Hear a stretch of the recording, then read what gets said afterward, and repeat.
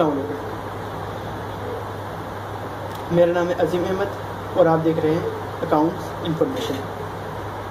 तो फ्रेंड्स, आज का मेरा टॉपिक है कि हम अपने क्विक बुक के अंदर किस तरह से कस्टमर क्रिएट कर सकते हैं और उसकी हम जॉब किस तरह से क्रिएट कर सकते हैं। तो फ्रेंड्स, कोई भी कस्टमर, कोई भी यानी कंपनी के अंदर हो तो एक जॉब करने के बावजूद कई तरह की जॉब कर सकता है। तो मैं उसकी कुछ जॉब्स क्रिएट करने का तरीका बताऊंगा।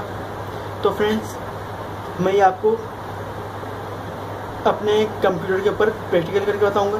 तो चलते हैं अपनी वीडियो की तरफ।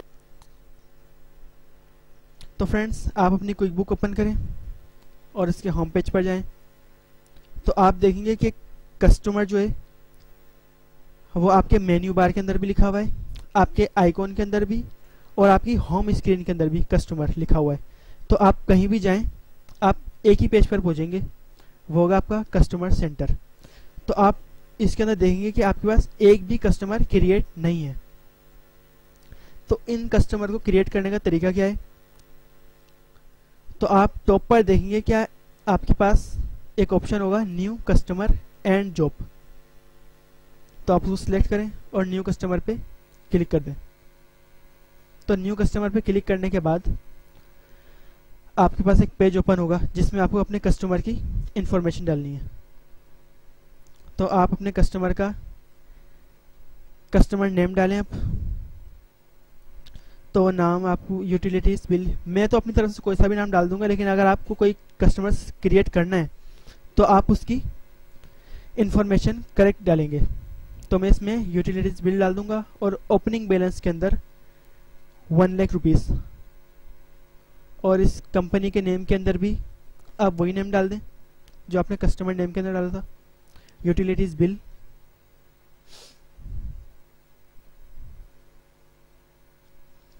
और फिर फुल नेम, इसमें आपको अपना फर्स्ट नेम डालना है, वो आप डाल दें जीशान, और लास्ट में last name Khan.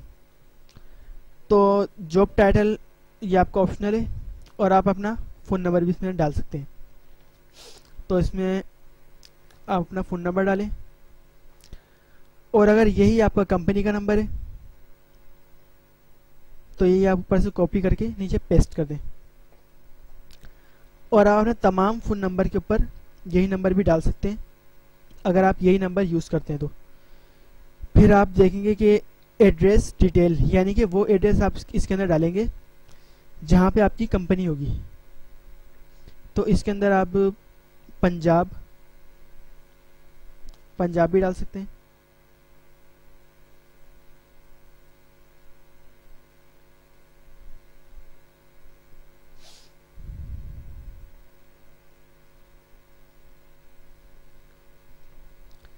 Punjab Lahore plaza. और अगर यही आपका कंपनी का एड्रेस हो तो आप इसको यहीं से कॉपी करके आगे कर सकते हैं। और अगर आपकी कंपनी कहीं और जगह पर है तो आप शिफ्ट 2 को क्लिक करें, लेकिन अगर यही आपकी कंपनी है तो आप कॉपी कर दें और फिर आप इसको ओके कर दें। तो फ्रेंड्स, ओके करने के बाद आपका कस्टमर तो क्रिएट हो जाएगा, लेकिन इसके अंदर तमाम इंफॉर्मेशन क्रिएट नहीं होंगी। तो आप कस्टमर के ऊपर डबल क्लिक करें।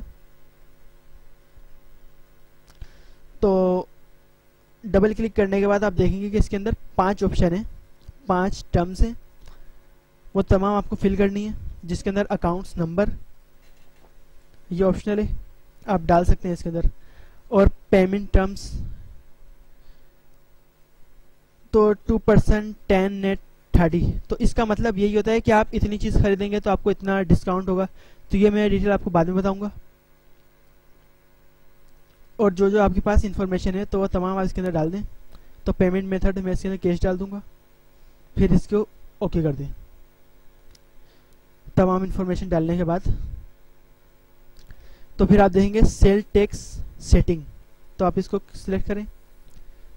तो इसको टैक्स ही रहने दें। फिर आप आउट ऑफ स्टील यानी कि 6 वो tax item out of steel, फिर एडिशनल इन्फो आप कस्टमर टाइप इसके अंदर डाल सकते हैं। तो फ्रेंड्स इसके अंदर आप खुद से नहीं डाल सकते कुछ भी, जैसे मैनेजर वगैरह। तो आप इसकी लिस्ट में जाएंगे तो होलसेल, रिटेल और रिफरल वगैरह की इसके जॉब है, तो आप इसको होलसेल कर सकते हैं। यानी कि जो आपकी जॉब हो तो आप वही कस्टमर से क्रिएट करें। और फिर जॉब इन्फो, लास्ट आपकी टर्म्स होगी, आप उसको सिलेक्ट करें। तो इसको सिलेक्ट करने के बाद आप जॉब डिस्क्रिप्शन, जॉब टाइप, तो जॉब टाइप के अंदर आप रेजिडेंशियल डाल दें या मर्जी आपकी, जो आपकी इंफॉर्मेशन हो। तो जॉब स्टेटस तो आप अवॉर्डी डाल दें फ़िलहाल। और स्टार्ट डेट, तो फ्रेंड्स अकाउंट्स का तमाम जो आपका कारोबार स्टार्ट होता है, यानी कि अकाउंट्स में आपका जो साल शुरू होता है तो वो जुलाई होता है, लेकिन मैं आपको समझाने के लिए इसमें कोई सी अपनी तरफ से डेट डाल देता हूँ।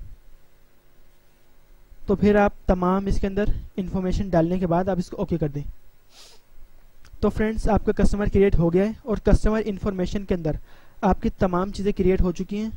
और इसके अंदर आप इनवॉइस भी डाल सकते हैं, इनवॉइस आपकी क्रिएट हो चुकी है इसके अंदर।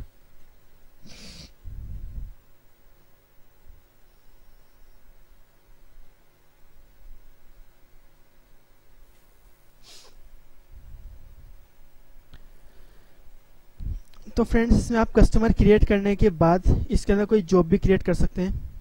तो आप टॉप पर जाएंगे न्यू कस्टमर एंड जॉब पे, तो आप एंड जॉब पे क्लिक करें, फिर आप ओके करेंगे। ओके करने के बाद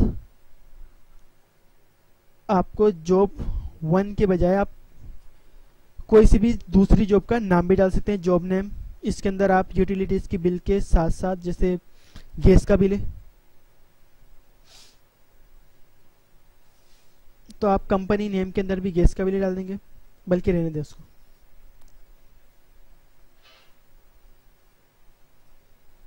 तो वही आपकी कंपनी फर्स्ट हो जाएगी। तो तमाम इन्फॉर्मेशन वही होगी इसकी, तो आप इसको ओके कर दें। तो आपके पास एक जॉब क्रिएट हो चुकी है, तो फिर आप दूसरी जॉब भी क्रिएट कर सकते हैं। इसके अंदर ऐड जॉब पे जाएं,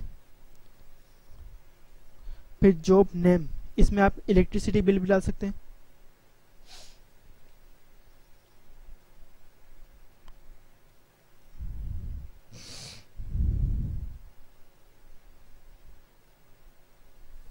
इलेक्ट्रिसिटी बिल,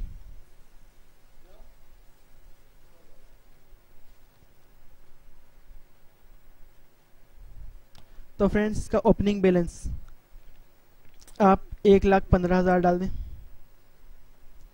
तो मैं ये खाली आपको जॉब क्रिएट करने के तरीके में आपको कुछ भी अपनी तरफ से डाल रहा हूँ मैं इसकी इन्फॉर्मेशन, लेकिन अगर आप क्रिएट करेंगे तो आप उसकी करेक्ट इन्फॉर्मेशन डालेंगे। तो आप इसको ओके कर दें।